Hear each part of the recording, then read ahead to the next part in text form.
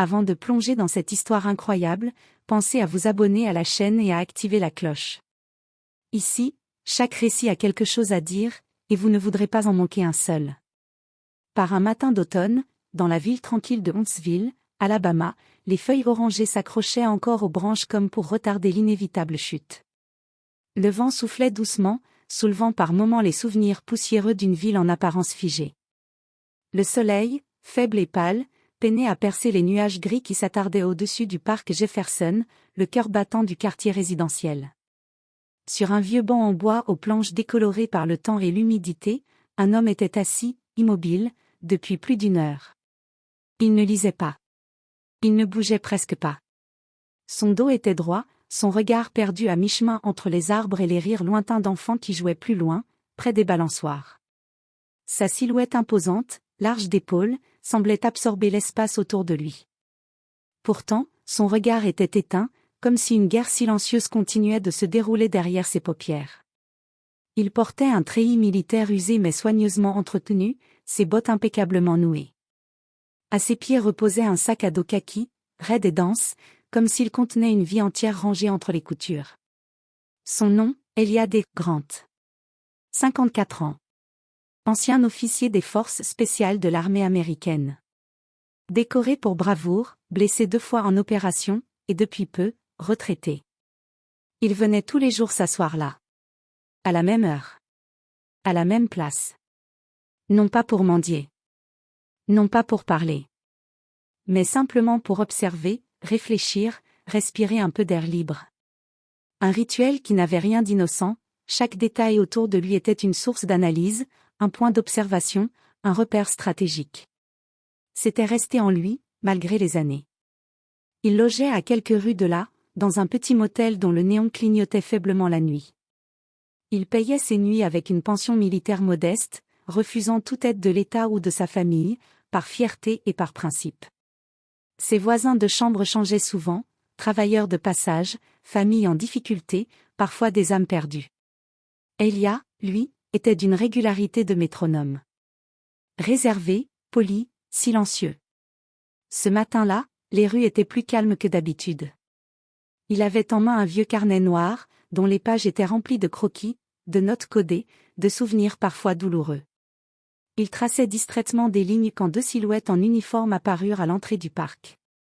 L'officier Travis Mitchell, jeune homme d'environ 28 ans, au port rigide et à l'allure impeccable, observait les environs d'un œil vigilant. À ses côtés, son collègue Ryan Cole, un peu plus jeune, paraissait moins sûr de lui.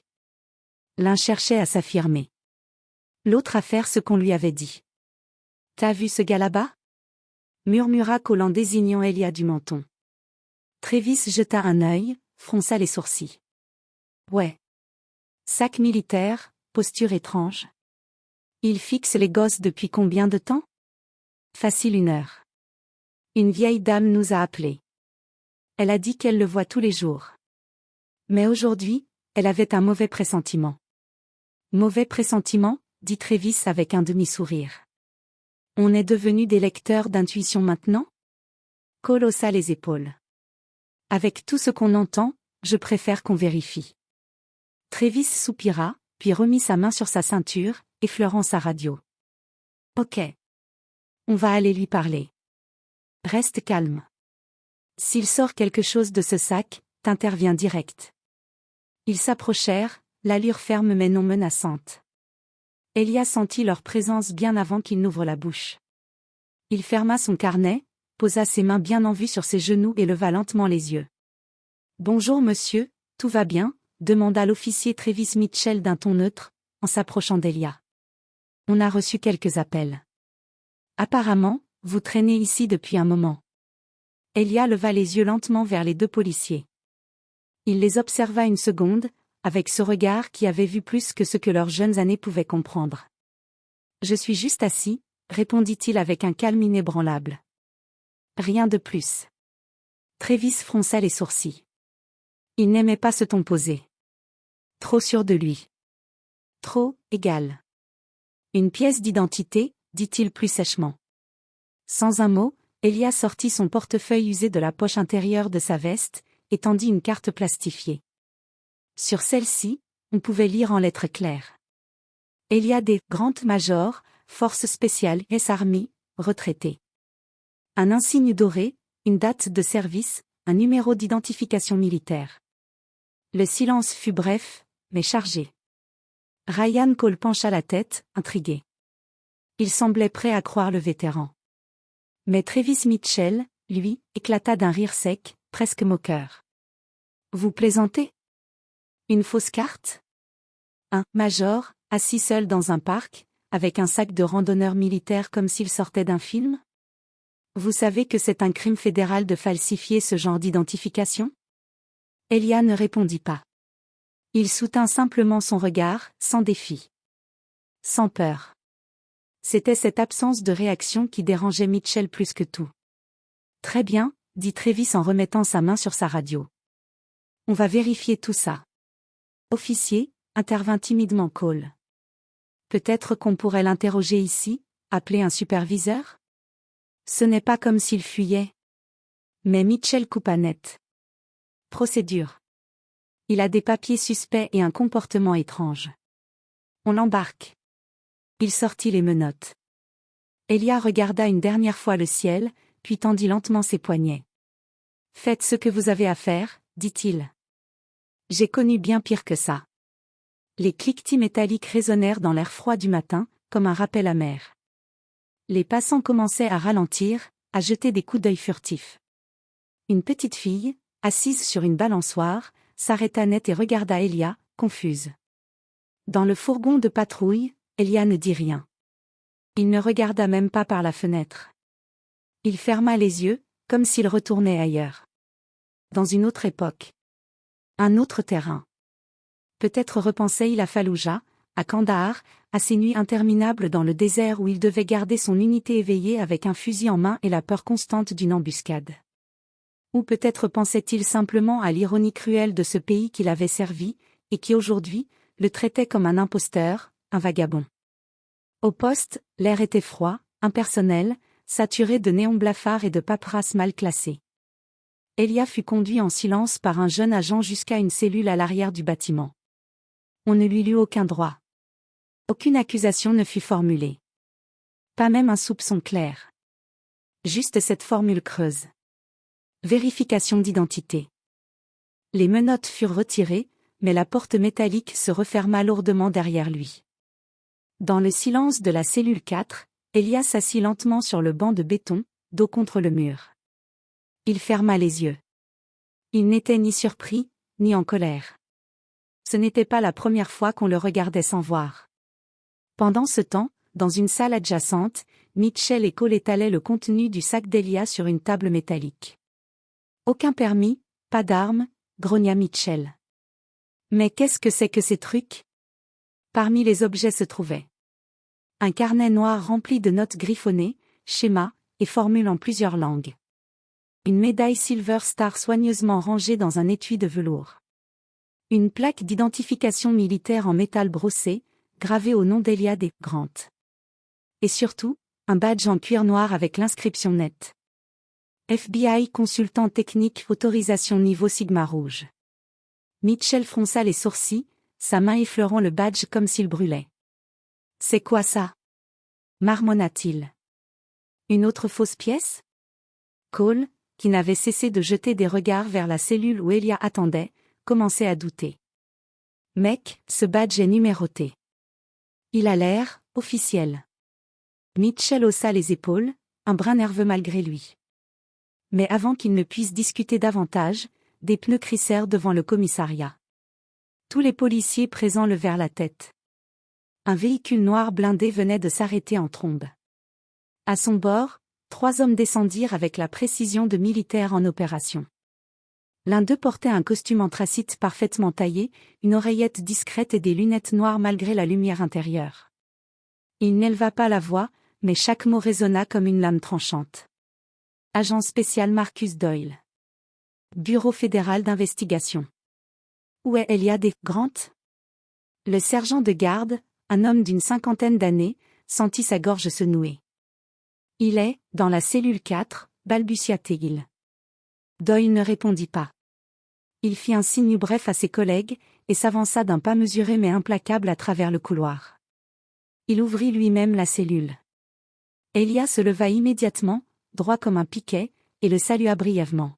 « Vous avez mis du temps, Doyle. » Les communications étaient brouillées.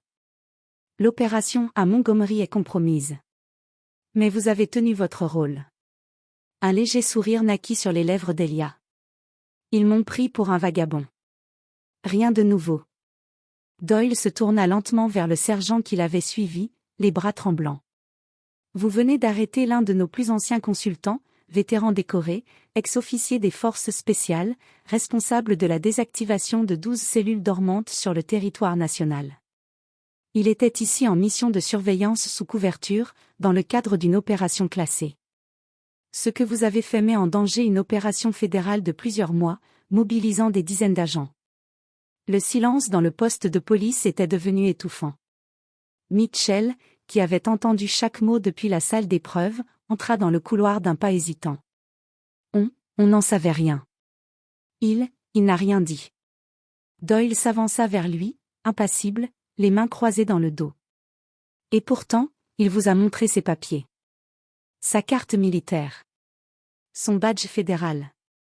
Il ne s'est pas débattu. Il a collaboré. Il marqua une pause. Mais son nom, son apparence, son calme, vous ont semblé suspects. Mitchell devint livide. Cole baissa les yeux. Agent Grant est un homme qui a risqué sa vie pour ce pays à des niveaux que vous ne pouvez même pas imaginer. Et vous l'avez humilié. Enfermé. Fouillé sans mandat. Elia posa alors doucement sa main sur l'épaule de Doyle. Ça suffit. Ce n'est pas la première fois que je suis jugé sur mon apparence. Et ça ne sera pas la dernière. La vraie priorité, c'est Montgomery. Doyle inspira lentement. Vous êtes sûr de vouloir poursuivre, Major? Vous avez subi une violation directe de vos droits. La mission avant tout, répondit Elia sans hésiter. Doyle acquiesça. Puis, sans même regarder les policiers, il lança. Nous exigeons un rapport officiel de cet incident dans les 24 heures, signé par un superviseur du FBI. Et tous les enregistrements de vidéosurveillance. Immédiatement. Il guida Elia hors de la cellule. Les agents présents s'écartèrent, confus, honteux, incapables de croiser son regard. Dans un silence absolu, Elia sortit du commissariat, tête haute, aux côtés des hommes qu'il connaissait vraiment. Elia fut libéré dans le silence. Pas un mot plus haut que l'autre. Pas un regard de travers. Pas une plainte, pas un geste de colère. Il sortit du commissariat comme il y était entré, digne, droit, silencieux. Une brise froide balayait la rue ce matin-là, soulevant légèrement le PAN de sa veste militaire délavée. Il s'éloigna sans se retourner. Mais dans les jours qui suivirent, le calme n'était qu'apparent. Le FBI, malgré la discrétion d'Elia, ne pouvait laisser passer l'incident. Une enquête interne fut déclenchée. Pas pour faire un exemple, mais pour rétablir un principe. Même un homme qui marche dans l'ombre mérite d'être protégé par la lumière de la justice. Une perquisition discrète eut lieu au commissariat de Huntsville. Ordonnée depuis le bureau régional d'Atlanta, menée par 2 inspecteurs fédéraux. Les caméras furent saisies. Les radios analysées. Les déclarations contradictoires comparées. Le rapport final fut froid, méthodique, implacable. Manquement grave à la procédure d'identification. Fouille sans mandat. Non-respect d'un badge fédéral valide. Usage de profilage comportemental et visuel. Travis Mitchell et Ryan Cole furent suspendus. Temporairement, mais avec mention sur leur dossier. Pas pour les détruire. Mais pour qu'ils apprennent. Et surtout, pour que les autres retiennent la leçon.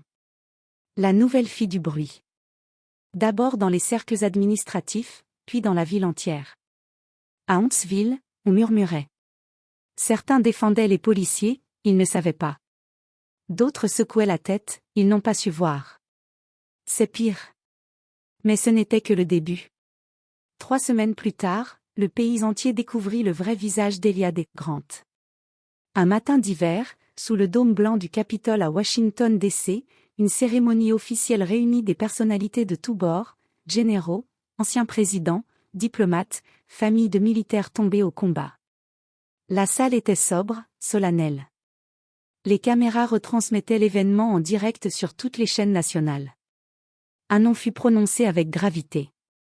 Major Eliad D. Grant, force spéciale, retraité, consultant fédéral. Un homme en costume noir, au visage marqué par le temps mais à la posture impeccable, s'avança lentement jusqu'à l'estrade. Aucun sourire. Aucune emphase. Juste le calme d'un soldat qui a tout vu, tout perdu, et tout donné. Le président des États-Unis, vêtu d'un costume bleu nuit, se leva de son siège. Certains héros ne demandent ni reconnaissance, ni gloire. Eliad D. Grant a servi ce pays au-delà des frontières visibles. Il a désamorcé des bombes humaines, découvert des complots, risqué sa vie dans des endroits que nos cartes n'osent même pas nommer. Il a sauvé des vies en silence, tout en portant les blessures de ceux qu'on oublie trop souvent. C'est avec un profond respect que nous lui remettons aujourd'hui la médaille présidentielle de la liberté, notre plus haute distinction civile. La salle entière se leva. Les applaudissements résonnèrent longtemps. Eliad, lui, ne leva même pas les bras. Il inclina légèrement la tête, humble, presque gêné. À Huntsville, dans une ambiance bien différente, Travis Mitchell était seul, debout sur la place du commissariat. Il n'avait rien dit à ses collègues. Il portait une veste grise, les mains dans les poches, le regard fixé sur un écran géant temporairement installé par la mairie pour la retransmission. Il regarda le visage d'Eliad, en gros plan. Le même homme qui l'avait menotté. Le même homme qui l'avait jugé trop vite. Un long silence l'envahit. Autour de lui, les gens regardaient en chuchotant, mais lui n'entendait rien. Il revoyait la scène. Les poignets qu'il avait attachés. Le badge qu'il n'avait pas cru. L'assurance qu'il avait méprisée. Ses yeux se remplirent de larmes, mais il ne les essuya pas. Il resta là, figé, jusqu'à la fin de la cérémonie. Quand la foule commença à se disperser, il murmura à lui-même. Je lui dois des excuses. Et peut-être plus encore. Quelques mois plus tard, le parc Jefferson avait retrouvé sa quiétude habituelle. L'automne avait laissé place à un hiver doux, où les feuilles mortes se mêlaient encore aux premiers bourgeons de printemps. Le soleil caressait doucement les allées, et une légère brise faisait danser les branches des vieux chênes. Eliad D. Grant revint s'asseoir sur le même vieux banc usé qu'il fréquentait autrefois. Sa silhouette imposante semblait à nouveau s'inscrire dans ce décor paisible, mais cette fois, il n'était plus l'homme invisible. Les enfants couraient et riaient, les passants s'arrêtaient parfois pour le saluer du regard, et nul ne cherchait à troubler ce moment de calme. Près du banc, une petite plaque avait été installée, discrète mais lourde de sens. Gravée sur un métal patiné, elle portait ces mots simples mais puissants. Ce banc est dédié au Major Eliad D. Grant, vétéran, protecteur et homme de paix. Chaque matin, Eliad venait s'y asseoir un instant, respirant l'air frais et observant la vie qui reprenait son cours. Il n'était plus seul. Parfois, de jeunes officiers, ceux qu'on avait envoyés pour le questionner, pour l'arrêter, venaient, non pas en suppliant ou en accusateur, mais en apprenti, désireux d'entendre ce qu'un homme comme lui avait à dire. Ces jeunes policiers s'assoyaient à ses côtés, écoutant attentivement les récits, les leçons et la sagesse qu'Eliad partageait avec humilité. Il ne portait pas de jugement, seulement la vérité nue d'un homme qui avait traversé la guerre, la solitude et l'injustice, pour finalement retrouver la paix. Parfois, Travis Mitchell s'asseyait aussi. Son regard avait changé. Il n'était plus le jeune policier arrogant d'autrefois, mais un homme marqué, conscient que le courage ne se mesure pas à la force du poing, mais à celle du cœur. Major, lui disait-il, la voix plus basse que le murmure des feuilles, merci de m'avoir montré ce qu'est vraiment le service. Eliad répondait toujours d'un sourire, un peu triste, un peu fier. Il n'est jamais trop tard pour apprendre, Travis. Le plus dur, c'est d'écouter. Ce banc, autrefois simple meuble de bois dans un parc oublié, était devenu un symbole vivant, celui de la rédemption, du respect et du devoir. Et dans cette petite ville de l'Alabama, au cœur du parc Jefferson, l'histoire d'un homme, jadis suspecté, oublié, avait fini par inspirer une génération entière.